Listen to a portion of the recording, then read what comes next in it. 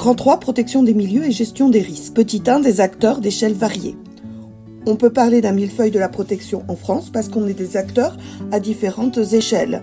On a d'abord l'échelle régionale, ensuite l'échelle nationale, puis l'Union européenne et enfin l'échelle internationale avec l'ONU, les Nations Unies.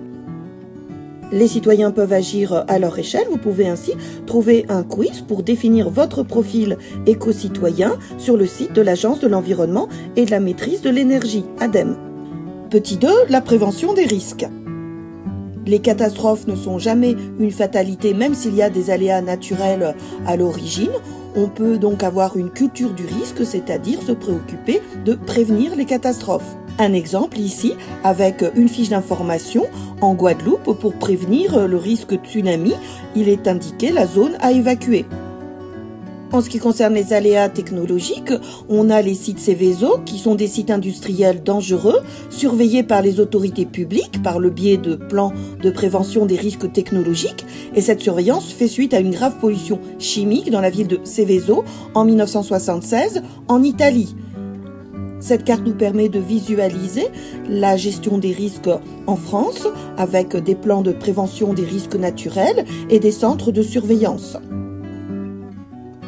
On a par exemple un plan de prévention des risques d'inondation, PPRI, un plan de prévention des risques technologiques, PPRT, un plan national de réduction des émissions de polluants atmosphériques, PREPA, et à l'échelle départementale, on a une organisation des secours en cas de catastrophe qui est déjà prévue, qui s'appelle le plan ORSEC, Organisation de la réponse de sécurité civile. Là encore, les citoyens peuvent aider les secours qui certes sont organisés par les pouvoirs publics, mais en faisant remonter des informations grâce à une plateforme numérique qui s'appelle Suricate Nat. Petit 3, la protection des milieux. Dès le 19e siècle, avec la révolution industrielle, les acteurs publics se préoccupent de la protection de l'environnement, mais cette préoccupation devient de plus en plus importante à la fin du 20e siècle, avec la création des parcs nationaux et régionaux. On a ensuite, fin XXe siècle, les lois littorales et montagne qui se préoccupent de deux espaces particulièrement vulnérables. Cette préoccupation est renforcée au début du XXIe siècle par les lois Grenelle de l'environnement, le plan biodiversité et la loi de transition énergétique. Les parcs nationaux et régionaux sont particulièrement emblématiques, c'est-à-dire représentatifs de cette politique de protection des espaces naturels en France. Les parcs nationaux sont soumis à une réglementation très stricte.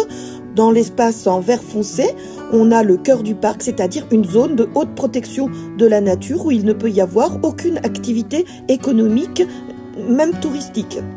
On a donc 10 parcs nationaux, 53 parcs naturels régionaux, 22% des eaux françaises sont protégées et 1776 sites Natura 2000, donc protégés à l'échelle européenne.